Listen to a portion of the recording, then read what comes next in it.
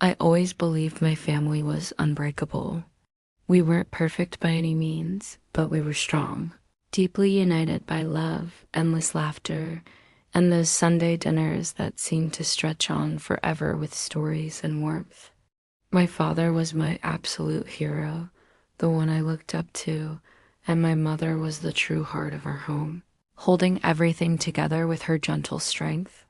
I never once imagined that one single decision, one unthinkable demand from my father, would completely destroy everything we had built over the years. But sometimes betrayal doesn't come from strangers or outsiders. It comes from the people you trust the most, the ones closest to your heart. It all started on an ordinary evening, the kind where everything feels so perfectly normal. You'd never guess in a million years that your life is about to change forever in ways you can't even comprehend. I still remember every detail of the way my father's voice trembled when he called me into the living room that night. My mom was sitting quietly on the sofa, her hands clenched together tightly like she was holding on to something invisible, something fragile that might slip away. The air in the room felt heavy, thick with tension, and I could tell right away that something was terribly wrong, something unspoken hanging over us. But nothing, absolutely nothing in the world could have prepared me for what he was about to say. Before I tell you exactly what that demand was, you have to understand something important about my father. He wasn't a bad man at all. At least not in the way most people think of bad men as cruel or heartless. He was proud, old-fashioned, and firmly believed in control over his business, his home, and even our emotions at times. He loved deeply and fiercely, but his love always came with conditions, strings attached that we didn't always see. And for years, we all accepted it without question because we thought that was just who he was, part of his character. But love with limits is not really love at all. It's something conditional, something that can break under pressure. As I stood there, confused and nervous, my father looked at me with eyes I didn't recognize anymore. They weren't warm or familiar like they used to be. They were cold, distant, almost desperate in a way that scared me. His words came out slowly, like he had rehearsed them 100 times in his mind, but still hated saying them out loud. "I need you to do something for me," he said. "Something your mother doesn't have the strength to do right now." In that moment, my world froze completely. My mother looked down at the floor, silent tears rolling down her cheeks one after another. I tried to make sense of what he was asking, but as he spoke, every word cut deeper than the last, slicing through the air. It wasn't just a simple request.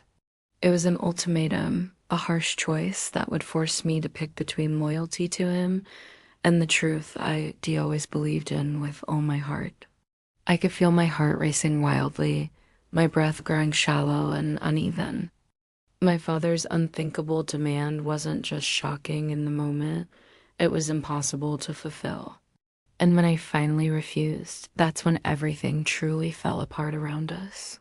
That night marked the beginning of our family's unraveling, a painful story filled with secrets, deep betrayal, and a hidden truth that none of us saw coming.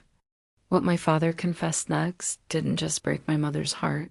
It shattered everything we knew about love, trust, and family bonds. I didn't sleep at all that night. I kept replaying my father's words in my head over and over, trying to understand how everything had changed so fast in just one conversation.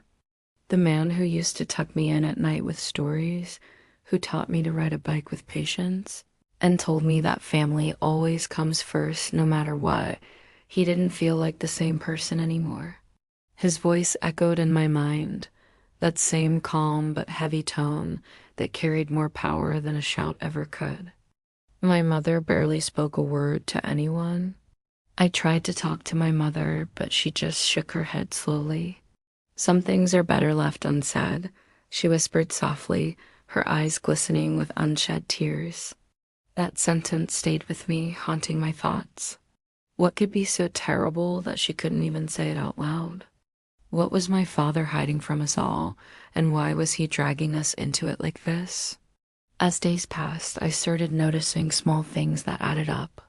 Late night phone calls that ended as soon as I walked into the room. Whispers between my parents that stopped abruptly when I got too close. My father would come home later and later with a different scent that wasn't my mother's familiar one. I didn't want to believe what my mind was telling me, but deep down, I knew something was terribly wrong. The tension grew thicker every day, building like a storm. Family dinners became quiet battles of silence, forks scraping plates loudly, eyes avoiding one another, emotions locked behind forced smiles that didn't reach anyone's eyes. My younger sister asked if everything was okay, but no one answered her innocent question. How do you tell a child that the people she loves most are drifting apart because of a truth too painful to face head on? Then one evening, I overheard my parents arguing behind closed doors. It wasn't loud or explosive, but the words were sharp enough to cut through walls and into my heart. My mother's voice broke as she said, "I can't live with this secret anymore. It's eating me alive." My father's reply was low, almost pleading in desperation. "If you tell them, you'll destroy us all." That sentence froze me where I stood outside the door. Destroy us? What could be so powerful, so shameful, that telling the truth would break our family completely? I didn't know it then, but that moment was only the beginning of the unraveling. The secret my father was hiding would soon come to light, and when it did, it would change everything I thought I knew about love and loyalty. The more I tried to ignore it all, the harder it became to pretend everything was fine and normal. My father's distance grew like a dark shadow that stretched across every corner of our home, touching everything. He started locking his study door, taking phone calls outside in the cold, and avoiding family gatherings altogether like they pained him.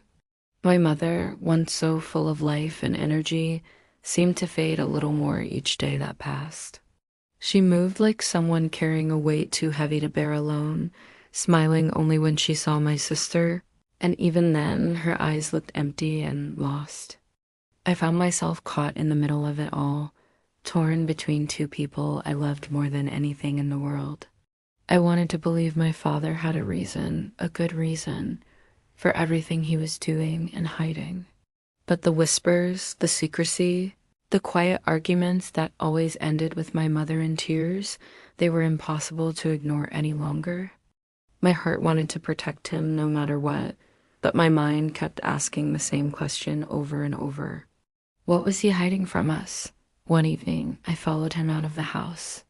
I know it sounds wrong and invasive, but I needed answers more than anything. He said he was going to a late business meeting, but something inside me told me that wasn't true at all. I stayed far enough behind not to be seen and watched as he parked outside a quiet restaurant on the other side of town. A woman was already there, waiting by the door with a soft smile. She smiled when she saw him, the kind of smile that holds familiarity, comfort, and something deeper, something intimate. I felt my chest tighten painfully. I didn't recognize her at all, but the way he looked at her told me everything I needed to know in that moment. Still, I couldn't move an inch. I couldn't cry or react. I just stood there, frozen in place, as my father, the man I trusted more than anyone, walked into that restaurant and left a part of my world behind forever. That night, I realized the truth wasn't just about betrayal in the simple sense. When I got home that night, everything felt different and heavy. The walls seemed to close in like they somehow knew the secret I now carried inside me. My father came in late, just like he said he would, pretending everything was normal and fine. I watched him pour himself a drink slowly, loosen his tie, and sit down at the table across from my mother, who didn't even look up from her plate. The air between them was heavy, too heavy to breathe, and I could almost hear the silence screaming in pain. I wanted to tell her what I saw right then. I wanted to scream at the top of my lungs, to ask why he was lying to us, why he was destroying the family he had built with his own hands over the years. But something inside me stopped me cold. Maybe it was fear of the consequences. Maybe it was denial that this was happening. Or maybe it was because I knew that once I said it out loud, there would be no going back to how things were. The next few days were unbearable and tense. My mother became distant and withdrawn, my father more defensive than ever. I caught him snapping at her over small things, her cooking, her silence, even the way she looked at him with hard eyes. He was angry, but not really at her. He was angry because the truth was closing in on him, and he knew it deep down. Then one evening, everything reached a breaking point that couldn't be ignored. My mother found something crucial, an envelope hidden carefully in his briefcase. I'll never forget the look on her face when she opened it slowly. It wasn't just shock, it was heartbreak mixed with deep betrayal that broke her. She turned to him, her voice trembling as she said, "How long were you going to keep this from us all?" My father froze in place, his expression unreadable at first. My sister and I stood in the doorway, our hearts pounding loudly in our chests. And in that moment, I realized this was it. The moment everything would finally come crashing down around us. What my father said next would decide whether our family could survive or fall apart forever. My father didn't speak right away. He just stared at my mother, his face pale and tight, like he was holding back words that could destroy everything we had. My mother held up the papers from the envelope, letters, photos, things I didn't fully understand at the time. But from the look in her eyes, I knew it was something more than just a simple betrayal. It was confirmation of everything she'd feared for so long, and everything I had tried not to believe despite the signs. When he finally spoke, his voice was low and strained. "You don't understand," he said, his tone desperate and pleading. "It's not what you think it is." But the tremble in his voice betrayed him completely. For years, he had been the one in control, the man who always had an answer, always had a plan for everything. But in that moment, he looked small and vulnerable, cornered by his own lies and choices. My mother's hands shook as she threw the envelope onto the table with force. "Then explain it to us," she said firmly. "Explain why there's a woman writing to you saying she has your child." The words hit like a lightning strike out of nowhere. My sister gasped in shock, and I felt my stomach twist painfully. A child. The room spun around me. My father didn't deny it right away, and that silence said more than any confession ever could. My mother broke down completely, her sobs echoing through the house, and I just stood there, unable to move or speak. The truth had finally surfaced, but it wasn't the end of the story. It was just the beginning of something even darker and more complicated. A few nights later, while trying to calm my sister down, I overheard another conversation that made me question everything. This time, I started to wonder if this wasn't just about a personal mistake. Maybe there was something else, something bigger, tied to that other family, that other life he was supporting. Every clue seemed to point towards secrets that went far beyond a broken marriage or trust. My father wasn't just afraid of losing us. He was afraid of being exposed in a way that could ruin everything. And whatever he was hiding, it was powerful enough to destroy more than just our family. The truth was no longer about betrayal alone. It was about survival for everyone involved. The night everything came to light was stormy and intense, the kind of night that seems to echo what's happening inside a home with thunder and rain. Rain pounded against the windows relentlessly as my father stood in the living room, facing all of us with no escape. My mother's eyes were swollen from crying for days. My sister clung to her hand tightly, and I stood near the doorway, my heart racing with anticipation. There were no more lies left to hide behind. It was time for the full truth. He took a deep breath, his voice breaking as he finally said it. "Yes," he admitted painfully. "There is another child out there." The room fell silent except for the sound of the storm outside raging on. He explained that years ago, during a rough period in his marriage, he had made a terrible mistake that haunted him. It wasn't love or anything like that, he said. It was guilt, loneliness, and one moment that spiraled out of control completely. The woman he had been seeing told him later that she had a son, but she never wanted money or attention from him. All she wanted was for him to acknowledge the child quietly and from afar. He did exactly that, and for years he'd been supporting them without telling anyone in our family. My mother's face turned pale as a ghost, her voice shaking with emotion. So all this time you built a hidden support system behind our backs? My father's eyes filled with tears of regret. I thought I could protect everyone involved, he said, but I only destroyed everything instead in the process. Just when I thought the truth was finally out in the open, he pulled another envelope from his coat pocket and handed it to my mother gently. You deserve to know everything, he whispered softly. Inside were legal documents, adoption papers that changed it all. The child wasn't his by blood at all. He had been helping the woman hide the truth because she was running from someone dangerous, and he'd sworn to protect her and the child no matter what. The revelation hit us like a massive wave crashing down.